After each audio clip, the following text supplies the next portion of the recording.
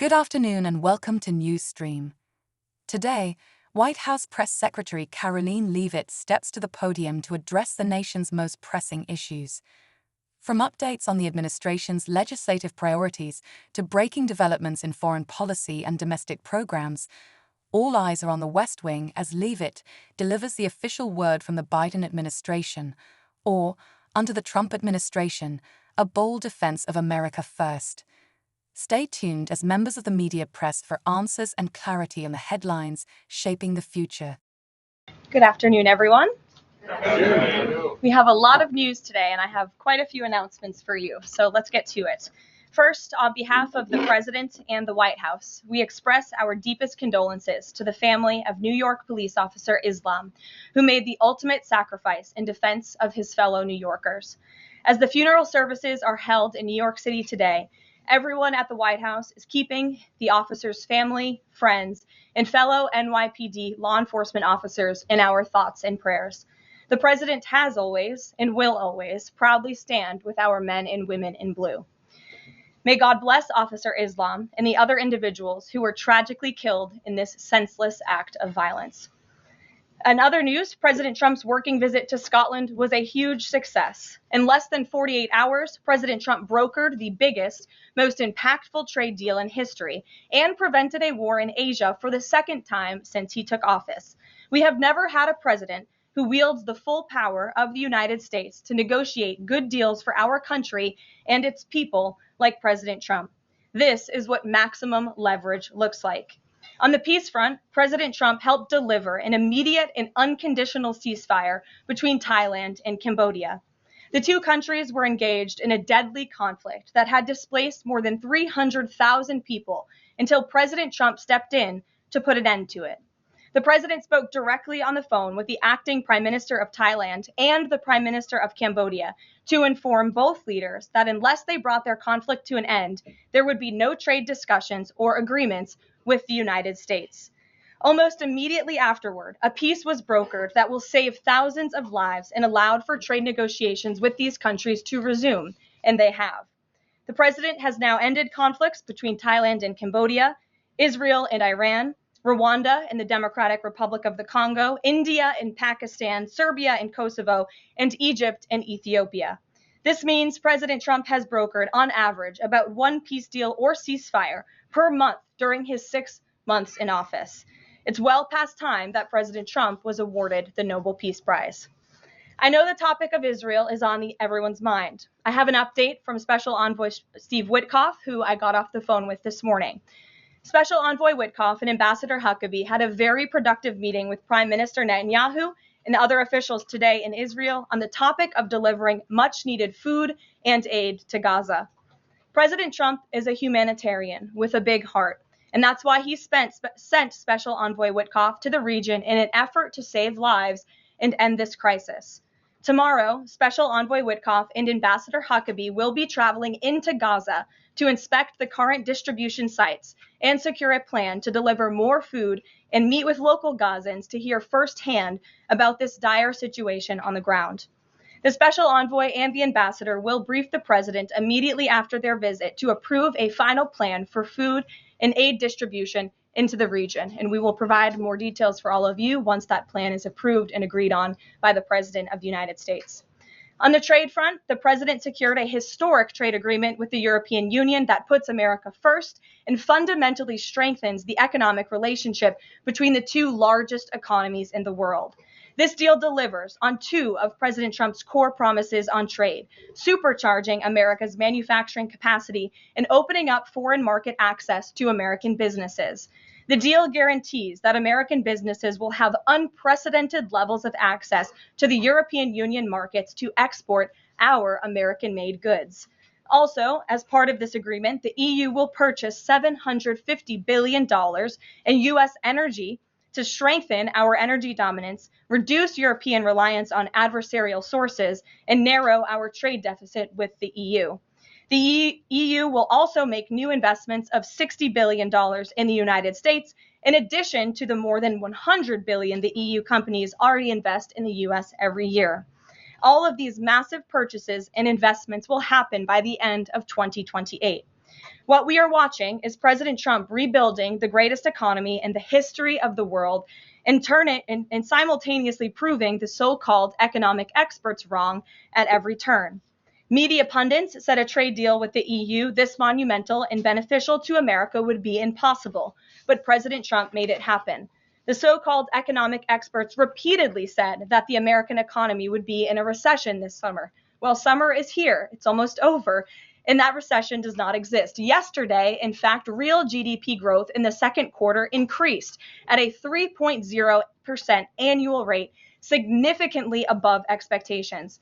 President Trump's America First policies are driving economic growth, as he always said they would.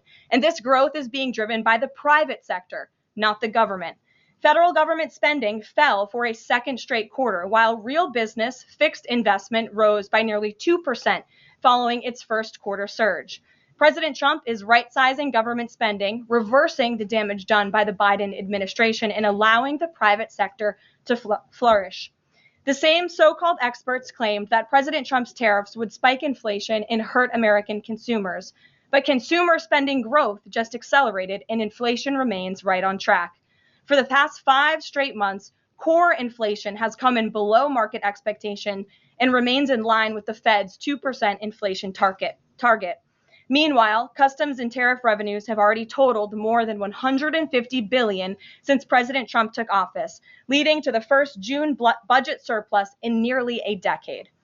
Those revenues will skyrocket even further starting tomorrow when new reciprocal tariff rates take effect. President Trump is restoring America's economic sovereignty by reducing our reliance on foreign countries, boosting investment in the U.S. to the tune of trillions of dollars, and creating hundreds of thousands of high-paying jobs for the American people. With America finally put first on trade and the largest middle-class tax cuts in history and other pro-growth provisions of the One Big Beautiful Bill beginning to take effect, the American economy will boom like never before over the course of the next 3.5 years, thanks to the president's vision. Finally, as you all know, the president signed an executive order earlier this year to solve the problem of exorbitant pharmaceutical pricing.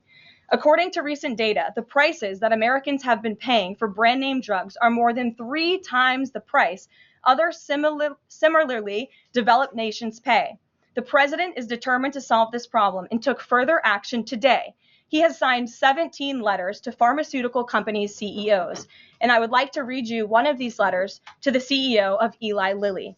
All of these letters will be provided to you following this briefing. This is to the CEO of Eli Lilly from the President of the United States.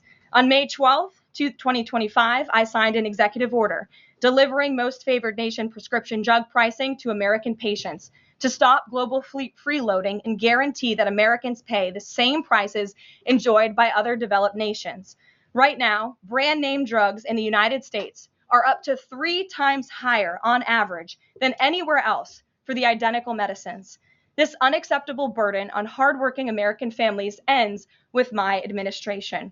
Most proposals the Trump administration has received to resolve this critical issue promised more of the same, shifting blame and requesting policy changes that would result in billions of dollars in handouts to industry. Moving forward, the only thing I will accept from drug manufacturers is a commitment that provides American families immediate relief from the vastly inflated drug prices and an end to the free ride of American innovation by European and other developed nations. Accordingly, I'm calling on Eli Lilly and Company and every manufacturer doing business in our great country to take the following actions within the next 60 days. Extend the most favored nation pricing to Medicaid, guarantee most favored nation pricing for newly launched drugs, return increased revenues abroad to American patients and taxpayers, provide for direct purchasing at most favored nation pricing.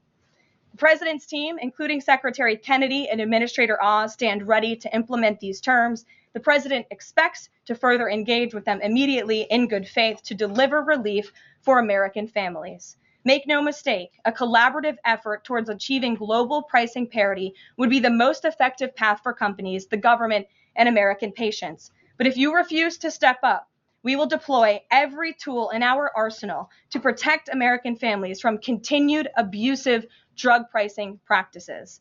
Americans are demanding lower drug prices, and they need them today. Other nations have been freeloading on U.S. innovation for far too long, and it is time they pay their fair share. I look forward to your binding commitments to each of these goals by September 29th, 2025, and my team stands ready to assist with implementation questions. Thank you for your immediate attention to this vital national priority. Signed, President Donald J. Trump. Again, to the CEO of Eli Lilly. This letter, in its form, has been designed for each of the 17 major drug and pharmaceutical companies in the United States, and we're happy to provide you the full list. And I believe you will see all 17 letters popping on Truth Social very shortly, so you can look out for those, and I'm happy to take any further questions. Before we get to questions, I do have one other announcement from the White House and from the President. We are proud to announce that the construction of the new White House Ballroom will begin. For 150 years, presidents, administrations, and White House staff have longed for a large event space on the White House complex that can hold substantially more guests than currently allowed. President Trump has expressed his commitment to solving this problem on behalf of future administrations and the American people. The White House is one of the most beautiful and historic buildings in the world, yet the White House is currently unable to host major functions, honoring world leaders in other countries without having to install a large and unsightly tent approximately 100 yards away from the main building's entrance. The White House State Ballroom will be a much needed and exquisite addition of approximately 90,000 total square feet of innately designed and carefully crafted space with a seated capacity of 650 people, which is a significant increase from the 200-person seated capacity in the East Room of the White House. In recent weeks, President Trump has held several meetings with members of the White House staff, the National Park Service, the White House Military Office, and the United States Secret Service to discuss design features and planning. President Trump has chosen McCreary Architects as the lead architect, which is well known for their classical architectural design and based right here in our nation's capital. The construction team will be headed by Clark Construction, and the engineering team will be led by AECOM. The project will begin in September 2025, and it is expected to be completed long before the end of President Trump's term. President Trump and other donors have generously committed to donating the funds necessary to build this approximately $200 million structure. The United States Secret Service will provide the necessary security enhancements and modifications. The White House Ballroom will be substantially separated from the main building of the White House, but at the same time, its theme and architectural heritage will be almost identical. The site of the new ballroom will be where the small, heavily changed and reconstructed East Wing currently sits.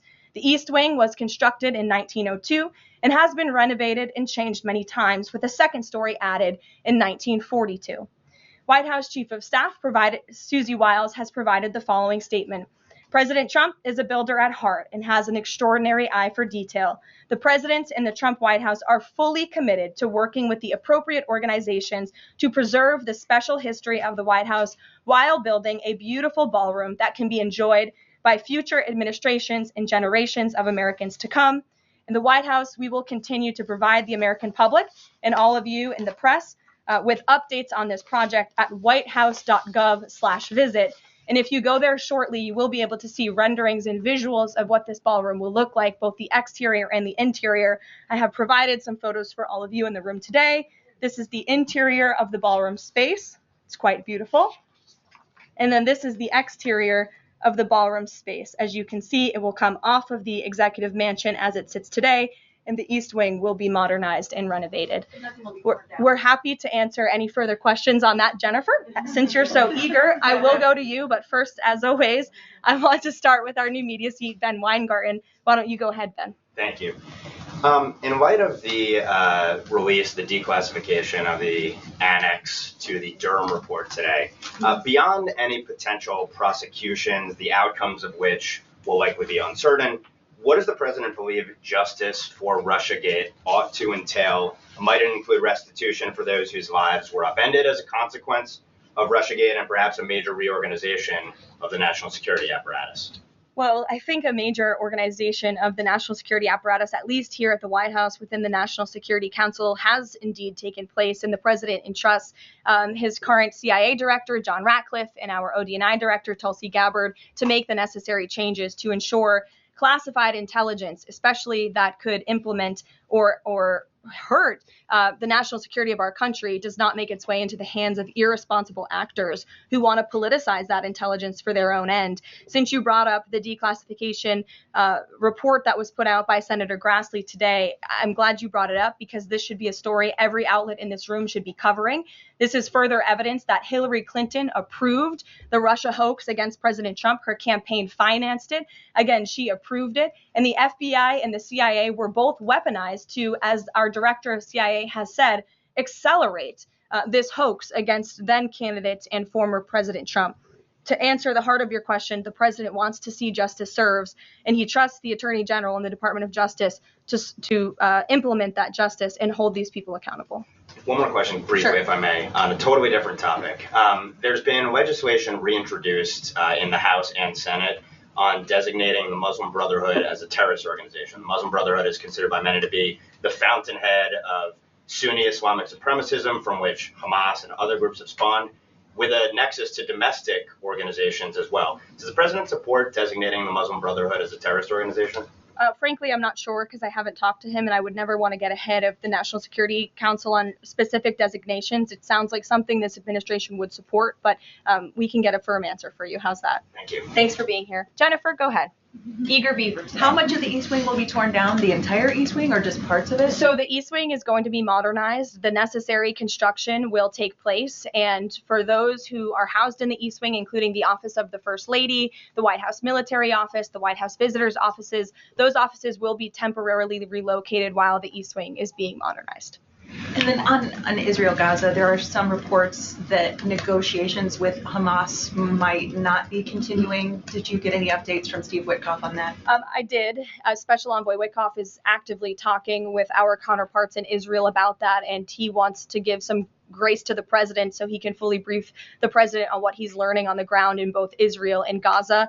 But the president put out a very strong statement on Truth Social this morning, which I'm sure you saw.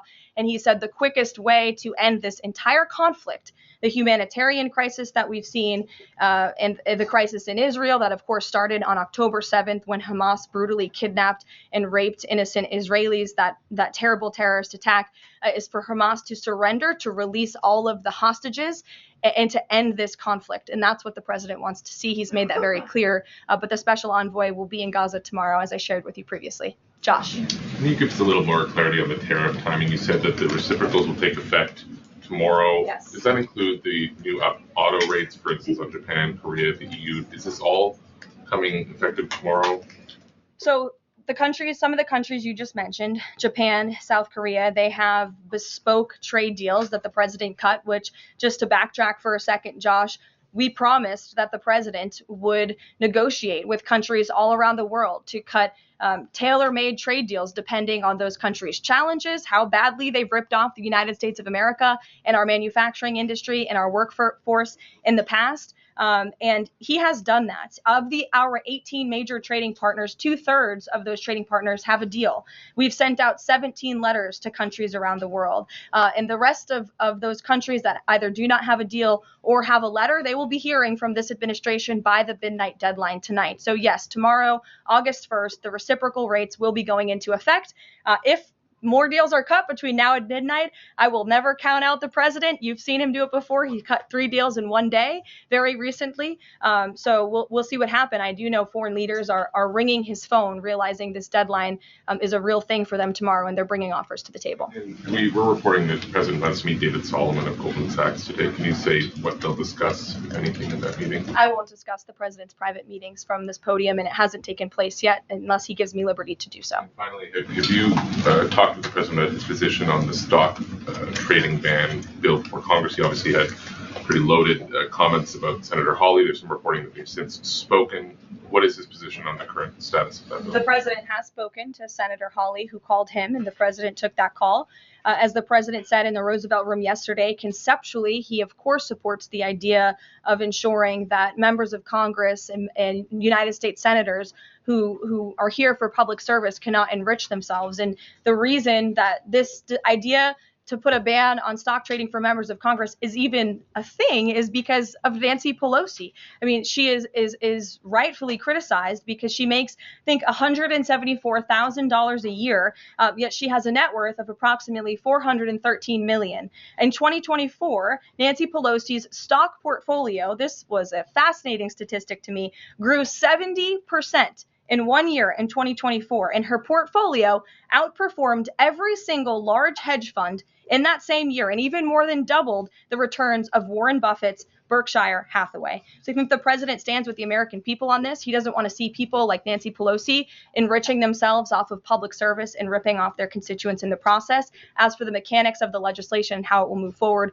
the White House continues to be in discussions with our friends on Capitol Hill.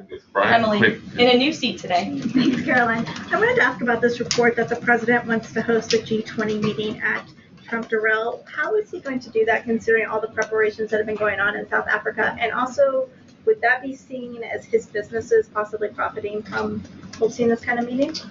I would reject that premise entirely.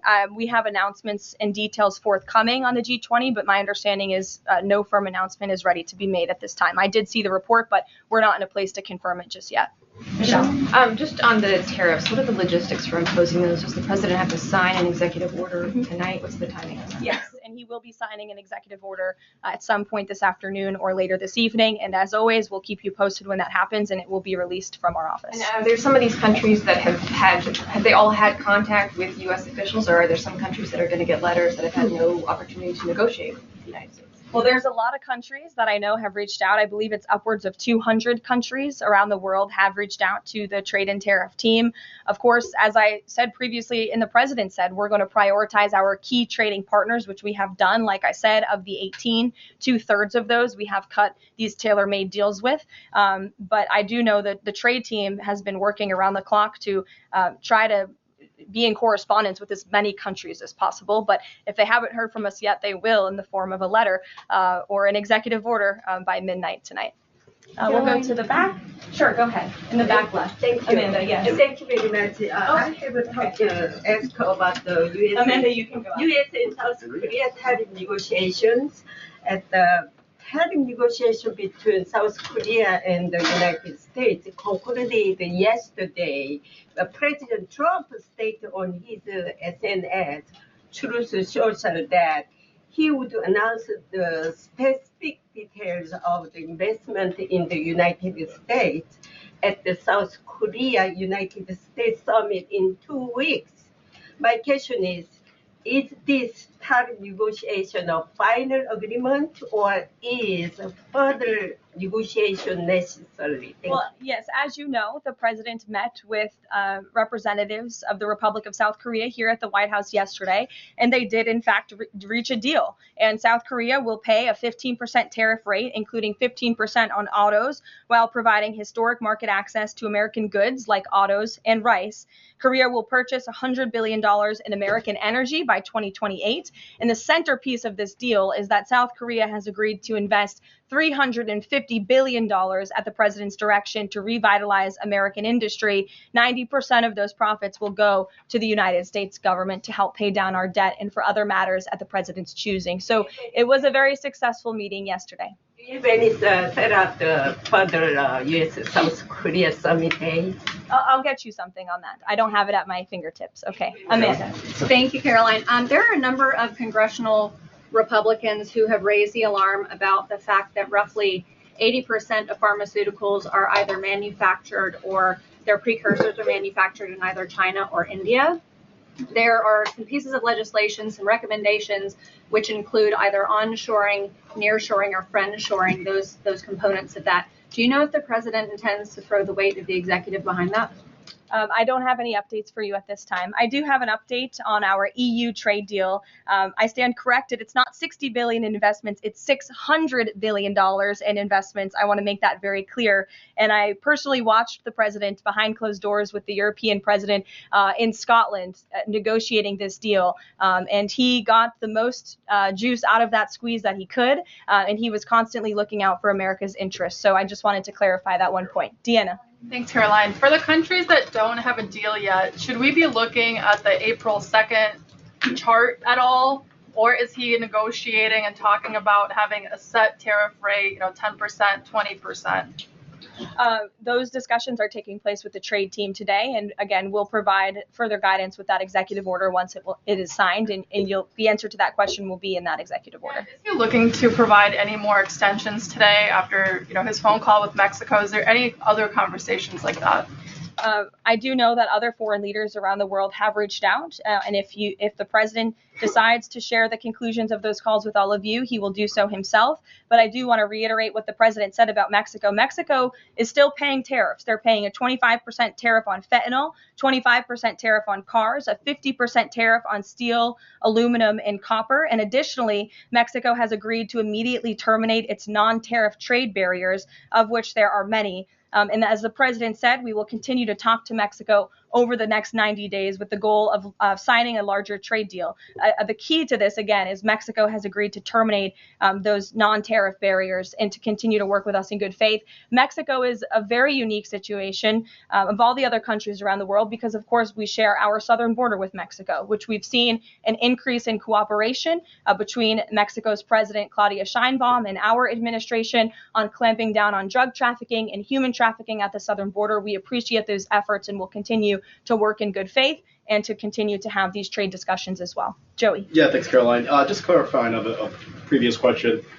President Trump has indicated he's been looking at either 15% or 20% baseline universal tariff. Has he landed on one of those yet? I won't get ahead of the president on that baseline announcement. And then secondly, what did Treasury Secretary Bassett mean yesterday when he called the new Trump accounts for newborns a, quote, backdoor to privatizing Social Security? Does the administration view this new Trump accounts as a way to, in the long term, perhaps privatize Social Security? What the Secretary of Treasury was saying and what this administration believes is that these Trump newborn accounts, which is an incredibly creative and great provision that was in the One Big Beautiful Bill for newborn babies and families and future generations of Americans, will help supplement, not substitute, Social Security. The Trump administration is wholeheartedly committed to protecting Social Security. The president did it in his first term. He's doing it again in this term. But these newborn accounts are another revenue stream for young people to watch their money grow throughout their lives and to one day be able to access those funds so they can hopefully build a home and live the American dream. Jake. Just one follow-up on tariffs and then one not. Is the president at all considering extending the August 12th China deadline at all? Is that in consideration? So look, on China, you heard from the president on Air Force One when we were returning from Scotland. You've heard from the Treasury Secretary as well, Ambassador Jameson Greer. They just spent 2 days in Geneva for their third round of talks with China. And the current policy, the current trade program that we have going with China right now, as it stands, will decrease our deficit by $5 billion this year. So we are moving in the right direction when it comes to China. And Secretary Besson and Ambassador Greer continue to be in direct communication with our Chinese counterparts. But is the deadline, is it extension on the table potentially from the August 12th deadline as it stands? I don't think so, but I'll let the Secretary of Treasury speak on that because he's leading these negotiations. Reagan, go ahead. Thanks, Caroline. There's growing frustration that more of Trump's nominees haven't been confirmed. Why does the president think Senate Republicans are so behind, and has he had any further conversations with Leader Thune about it? The president has had many conversations with his friends in the United States Senate about advancing his nominees, his judicial nominees through this process. It is critical that we get these good attorneys in these positions so that we can end the weaponization of justice, so we can have true law and order in our country. It's unfortunate the Democrats are playing political games, but the president has made it clear to Senate Republicans they need to do everything in their power to advance the president's nominees as well. Kelly, go ahead. Caroline, thank you. 2 questions real quickly. Sure. Nigeria. Congressman Chris Smith, Republican from New Jersey, is calling upon the President of the United States to do something in terms of imposing perhaps sanctions on Nigeria for the persecution of Christians living in the northern part of Nigeria by radical Islamic groups. Has he contacted the president yet? And do you know if there's any action that the president will take? I'm not tracking call between the president and the head of Nigeria. I know the president wholeheartedly condemns the persecution of Christians or, frankly, of people of any faith all over the world, but I don't have any updates for you in terms of sanctions in this part of the world. My second question, Caroline, deals with immigration here in America. As you know, a lot of deportation has been going on. ICE has been going after violent criminals that are here illegally, and rightly so. In the midst of that, there are some evangelical pastors who are stating that it may have gone to a point of being indiscriminate and actually getting innocent people, like members of the clergy. Has the president and has ICE looked at that to see how they can actually go after those violent criminals, but also make sure that members of the clergy are still not being deported?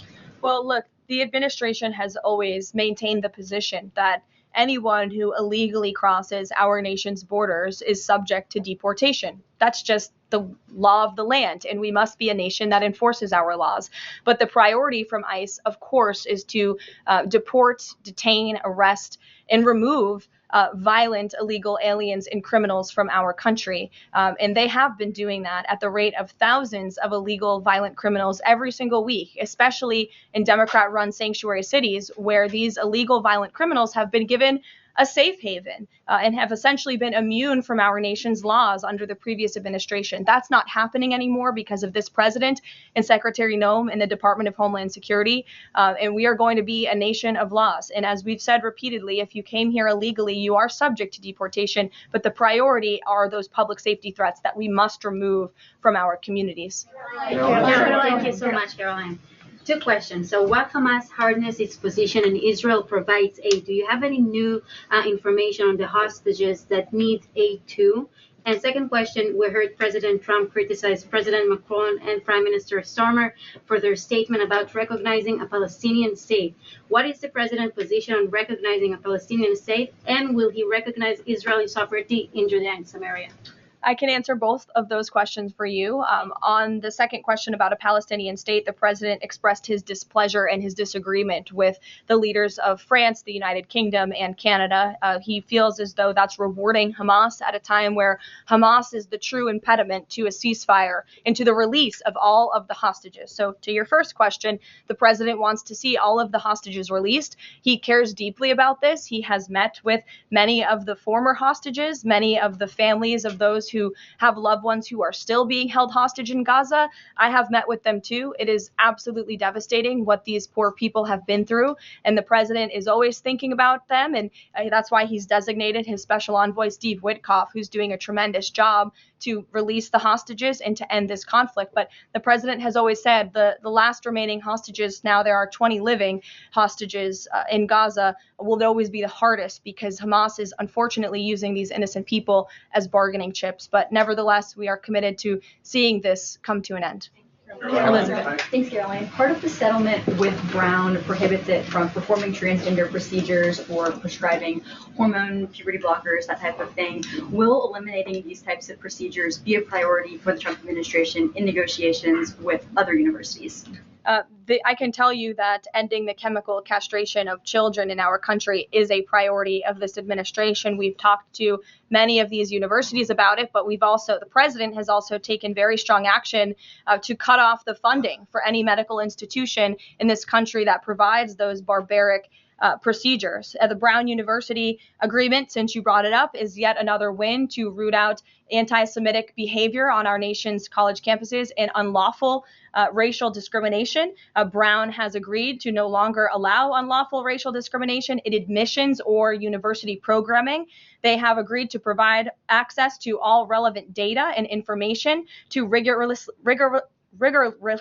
rigorously assess compliance with its commitment to merit-based admissions, and they will pay $50 million over 10 years to state workforce development organizations that comply with anti-discrimination laws, supporting regional economic growth and career opportunities. Brown will also adopt the definitions of male and female from President Trump's executive order, defending women and gender ideology extremism for women's sports, programming, facilities, and housing.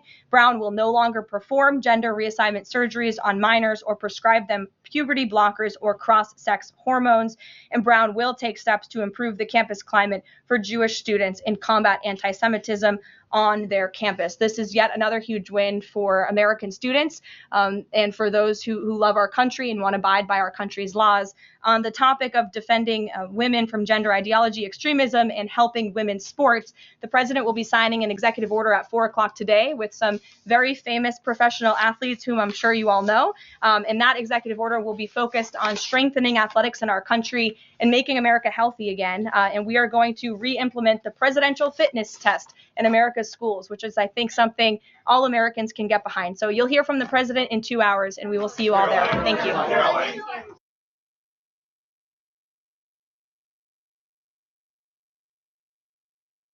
The President of the United States.